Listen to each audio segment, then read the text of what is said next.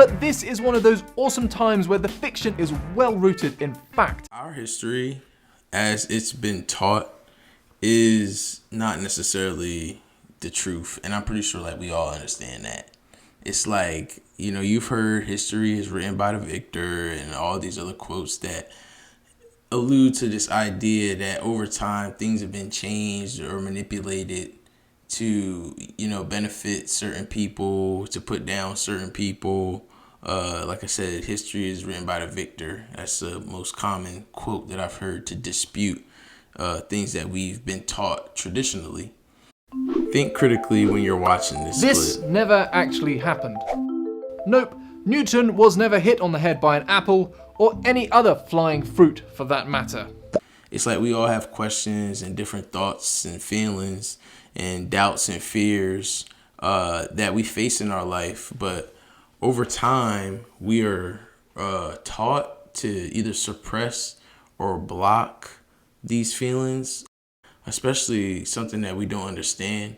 We usually try to wave it off or overgeneralize a bunch of things. We kind of let other people think for us in a lot of aspects of our life because we do have a lot to worry about in our daily basis. To a poor man, what does it mean if the earth is actually flat?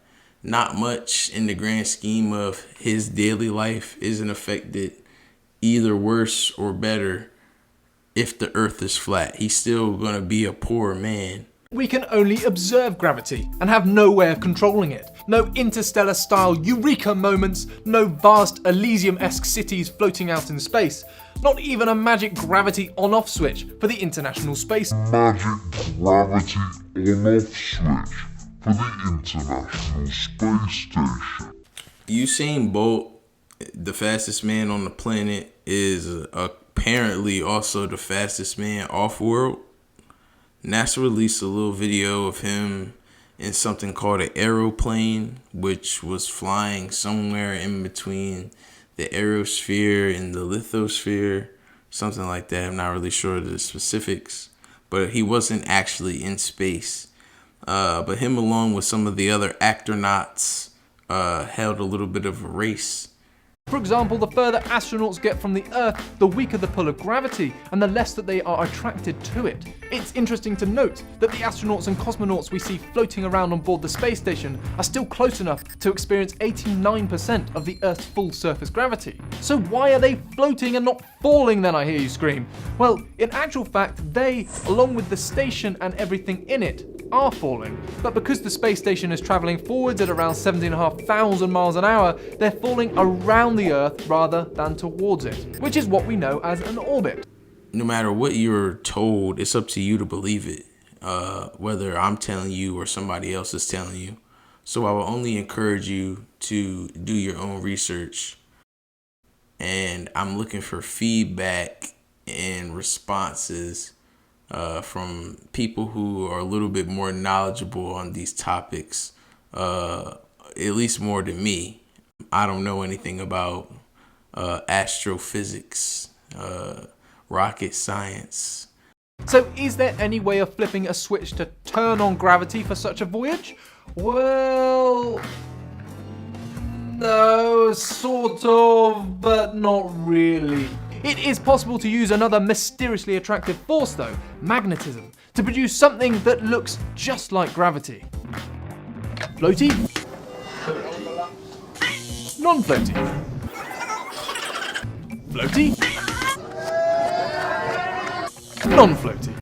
Like, in one breath, they'll tell you that we would never be able to create simulated gravity unless we had this and we have this and that. But meanwhile, not only do they have all the technology in which they speak of, they have a lot more.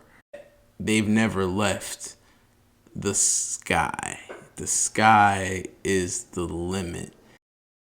There are things that go over our heads, things that are said in front of us, conversations that are held within earshot that you may not understand what exactly is being said. You may not understand the entireties or the ins and outs in which information is being delivered. But be aware that there's a such thing as hidden language, hidden knowledge, esoteric speak. All of this exists, and all of this is something that could very well be happening under your nose if you're not careful. Be careful. So understand context above all. Never be conned by the text. If you've seen or read much science fiction, a spinning gravity ring is yesterday's news. All you need to do is scale up that circle into an immense ring, keep it spinning at an appropriate rate, use the outside edge as the floor, and the sky's the limit. Well, the sky's the floor, but you know what I mean. And the sky's the limit. Well, the sky's the floor, but you know what I mean. Ooh, magnetism, you saucy false. But this is one of those awesome times where the fiction is well rooted in fact. Meantime, they are images that inspire, educate, and sometimes just make us say, wow. Meantime, they are images that inspire, educate, and sometimes just make us say, wow. Yeah. Over the years, NASA has given us spectacular photos and renderings that reveal a colorful and mysterious universe. No doubt. And now Chris Martinez is introducing us to two of the artists behind some of the most iconic space art in the galaxy. NASA has physicists turned CGI-ists and Hollywood producers on their payroll, according to this article. Be not deceived on really all the pictures that you're seeing and all the images released from NASA, videos released from NASA. Once you really start to get into it, they really do show and explain how they lie to you. They mix a little bit of the fiction with the fact every time.